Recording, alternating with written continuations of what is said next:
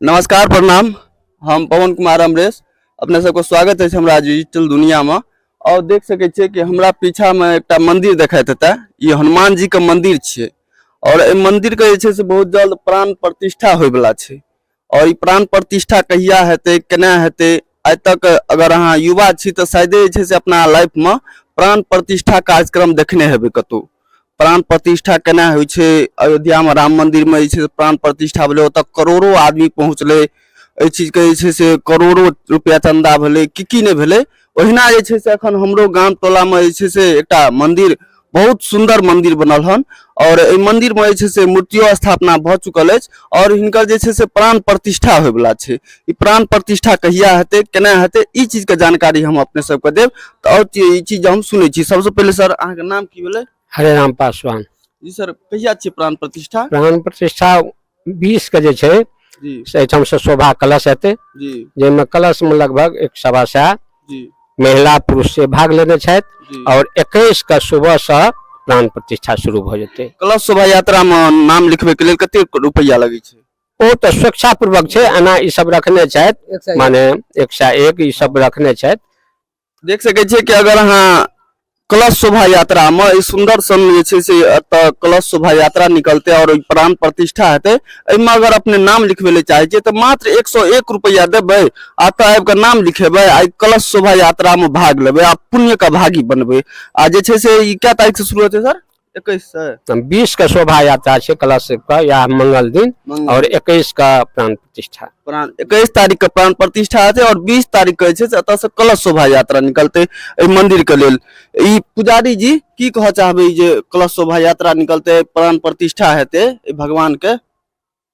से समाज लोग जे छिए से सब के में लगियो जोड़ियो सब जे अबियौ। हाँ सब जोड़ियो माने पूजा हुनकर जे भ जेते तब पाछू 10 मूर्ति की 100 मूर्ति के जे भंडारा करे के हेतै से 100 महंत होते ओकर सेवा करियो जी। ओकर माने जे होइ छै से सोरा पूरा करियो चाउर दाल जे जुमे से ठिन पूरा कऽ दियो। सब अबियो सब एकदम सब बाले बच्चे सब अबियो सब अबियो। हाँ मन धन से एठाम जे छै से देख सके छियै। एठाम जे छै से हम आशा करे छी कि अहाँ सब अगर जत्तो से भी देख रहल छी अगर हमर लोकल एरिया के आदमी छी तो अपने सब जरूर आबी आई प्राण प्रतिष्ठा में जरूर भाग ली और किछ जे छै से दान पुण्य जरूर करी। सब क्यों भाग लियो। की कह चाहबे एठाम जे प्राण प्रतिष्ठा हेतै सर एमे आदमी के की सूचना देबो चाहबे? हम कह चाहब जे हम सब वेद पुराण सब जगह पढ़लहुँ आ सुनबो करे छी जे बजरंगबली कलयुग में विराजमान छथि।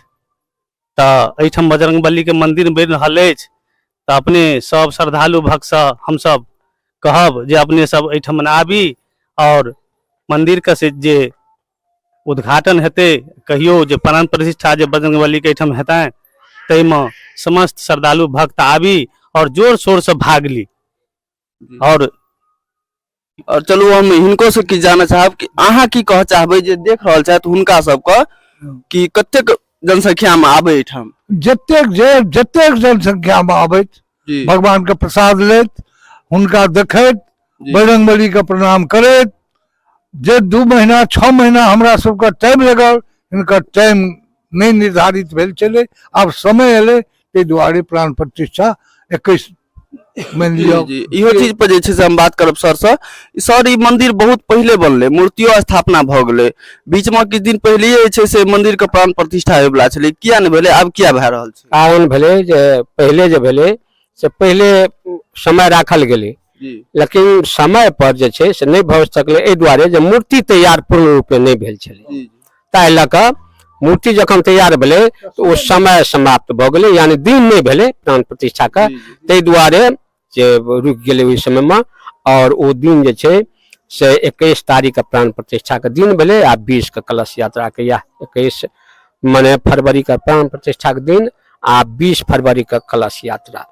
और की कह चाहबे माइक पर जे कहैत रहे छियै ई चीज कने ई चीज के माध्यम से लोक तक पहुंचा दियो। माइक पर हम ई कहै छियै जे हर प्रकार के लोक दोस्ता रखै छै व्यक्तिगत दोस्ता रखक चाही मंदिर से दोस्ता नहीं रखक चाही आ मंदिर सबहक चीज छै आ सब एहिमे बढ़ि चढ़ि कऽ जरूर भाग ली।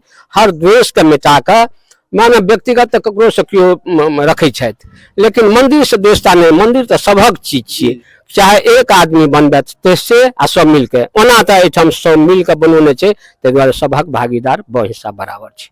जरूर सब केओ कहबा हाँ सब अयबाक छै। एहिमे जे छै से अपना पंचायतक मुखिया सरपंच आर के बजेबै कि नहि बजेबै?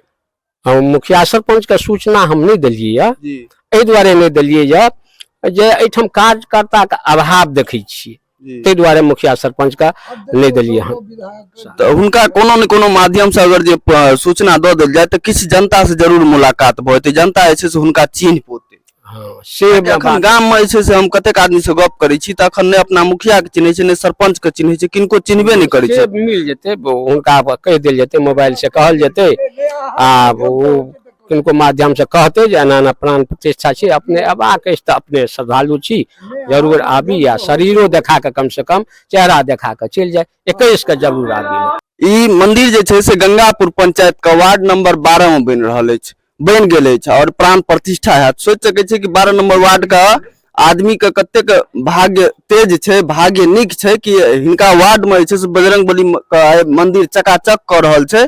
आ एहिमे अगर मुखिया सरपंच हमर जे केओ भी पंचायत प्रतिनिधि छी या हमर जतऽ तक के प्रतिनिधि छी हुनका से हाथ जोड़ के विनती कि अपने एहि शुभ घड़ी में जरूर एबै। एहि शुभ घड़ी में जे एबै तऽ किछु जनतो से बातचीत भऽ जेतै, जनता से पहचान जान पहचान भऽ जेतै।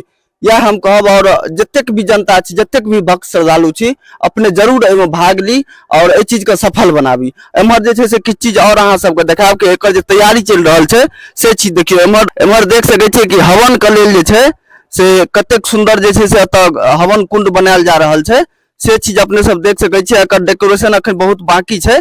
ई मरबा छै जे स्पेशली जे छै से ई मरबा जे छै से हवन कुंड के लेल बनायल गेल छै। अखन एहिमे किछु काज नहि भेलै हन, अखन काज चालू भेलै हन। ई चीज एगो आकर्षण के केंद्र रहत एतऽ।